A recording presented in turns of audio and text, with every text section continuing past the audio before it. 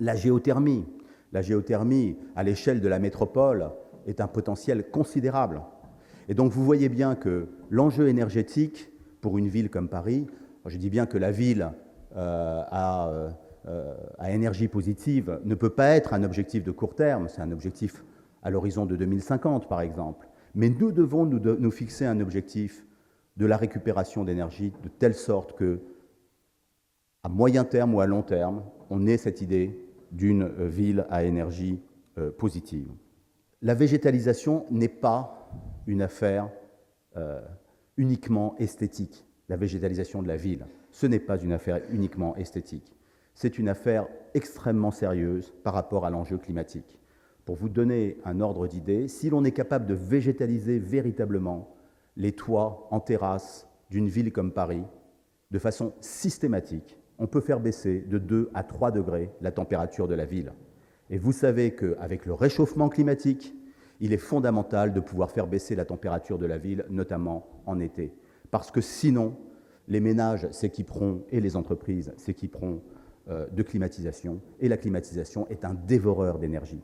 Donc, climatiser la ville avec des moyens naturels, avec la végétalisation, c'est une manière également de faire des économies d'énergie. Et c'est pour ça que ce n'est pas un gadget pour bobo, la végétalisation, mais que c'est un enjeu fondamental et un enjeu économique, y compris pour vos entreprises. La lutte contre le diesel est un enjeu fondamental. Vous savez que les particules fines représentent un des facteurs d'aggravation du cancer extrêmement important. Et la dédialisation de la ville est un enjeu fondamental. Et là aussi, on ne peut pas raisonner à l'échelle de Paris, on doit raisonner à l'échelle de la métropole. Cela n'a aucun sens de ne pas avoir de diesel à l'intérieur du périphérique et d'avoir du diesel à l'extérieur du périphérique.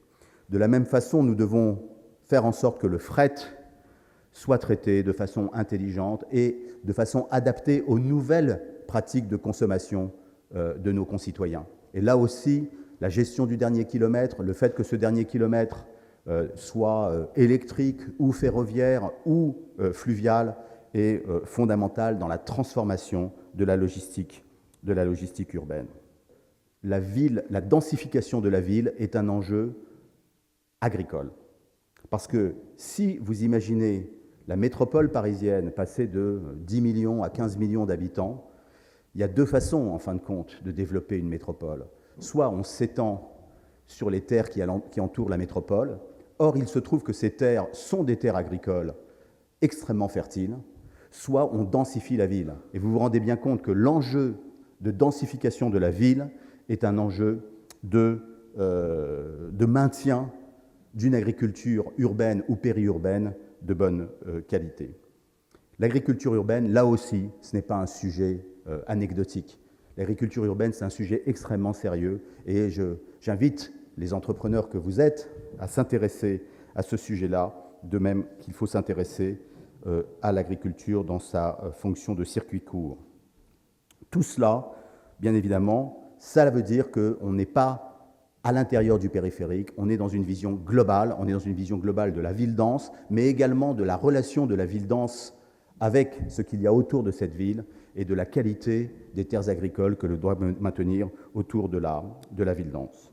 La transformation des modes de transport, vous connaissez l'expérience Autolib, qui est une expérience réussie, on peut le dire d'ores et déjà, sur Paris, alors même qu'elle n'est pas encore totalement déployée sur l'ensemble de la métropole et qu'elle n'a pas donné la totalité de ce qu'elle peut nous donner. Mais ce qui est très clair dans la réussite de cette expérience, c'est que le comportement de nos concitoyens, le comportement des Parisiens et des grands Parisiens est en train de changer. Le fait d'être propriétaire de son véhicule n'est plus un enjeu fondamental. L'enjeu, c'est de pouvoir se déplacer correctement. Et le covoiturage, les véhicules électriques en libre service sont un moyen de pouvoir se déplacer de façon efficace. Et donc là aussi, il faut concevoir un monde urbain dans lequel le déplacement est un service et non pas la possession d'un bien. C'est une erreur d'opposer l'ancienne et la nouvelle économie. C'est une erreur de concevoir l'économie numérique comme un secteur économique, au même titre, par exemple, que la sidérurgie ou l'automobile. Le numérique, ça irrigue la totalité de l'économie. On voit bien d'ailleurs qu'une activité aussi classique que celle du taxi est impactée par le numérique. Et je ne voudrais surtout pas soulever des problèmes d'actualité. On voit bien que le commerce, qui est un des plus vieux métiers du monde, est impacté par le numérique, l'éducation, le journalisme, et que sais-je encore. Bref, le numérique, ça concerne la totalité des activités.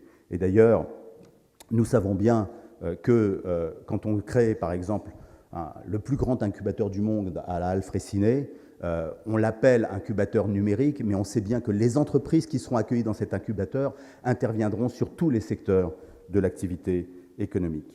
Nous devons accompagner cette irrigation de tous les secteurs avec, justement, pour ce qui concerne ce que la ville peut faire, la création d'incubateurs dans des secteurs comme celui du tourisme. On est en train d'en créer un, le Welcome City Lab.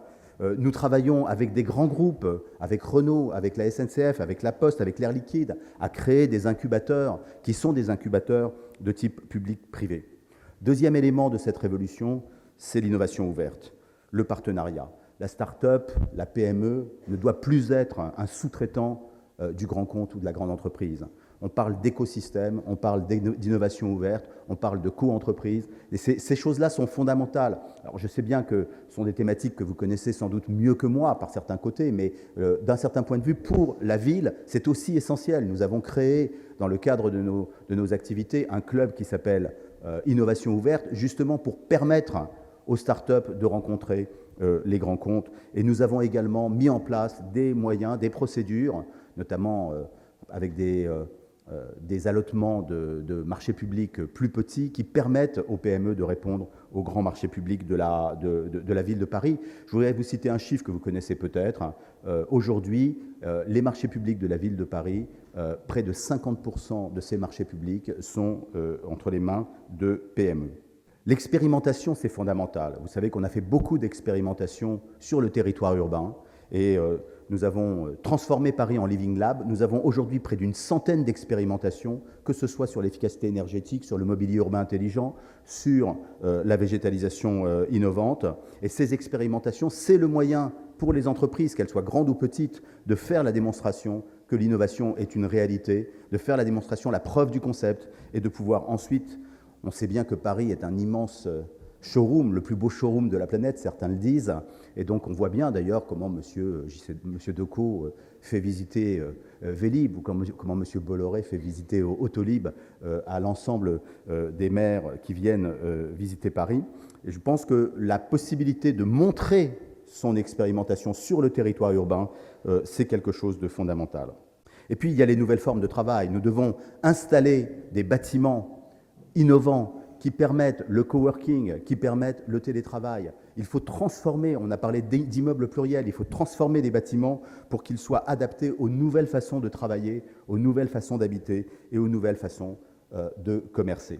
L'open data, ce n'est pas seulement une façon de donner aux citoyens le moyen d'accéder à une information qui leur appartient déjà, parce que les données sont des données qui ont été produites avec l'argent des contribuables. L'open data, c'est aussi pour les entreprises une façon d'améliorer la performance de leurs services et de leurs produits. Et cet aspect des choses est absolument fondamental. De la même façon, l'open data est une des conditions du big data, parce que le big data, ça consiste justement à faire communiquer ensemble les données publiques et les données privées. Mais il y a plus. Nous savons que nos concitoyens veulent participer davantage. Ils ne veulent pas être consultés uniquement au moment des élections. Ce qu'on appelle la démocratie participative, le fait que nous puissions consulter aujourd'hui les citoyens pour pouvoir leur demander leur avis sur un certain nombre de choses grâce à Internet, le fait que nous puissions leur demander leur avis en temps réel sur les grands projets d'aménagement urbain, le fait que nous puissions leur demander également leur opinion sur l'investissement, la part de l'investissement que l'on doit consacrer à tel ou tel sujet. Tout cela nous prépare à une forme de gouvernance que moi j'appelle la co-gouvernance ou la coproduction de la ville, c'est-à-dire la possibilité pour l'ensemble des citoyens qui s'intéressent à l'avenir de leur cité de pouvoir participer à la décision politique directement et pas seulement à travers leur vote tous les 5 ans ou tous les 6 ans. Donc voilà ce que je voulais vous dire sur cette révolution que représente la métropolisation et la ville intelligente.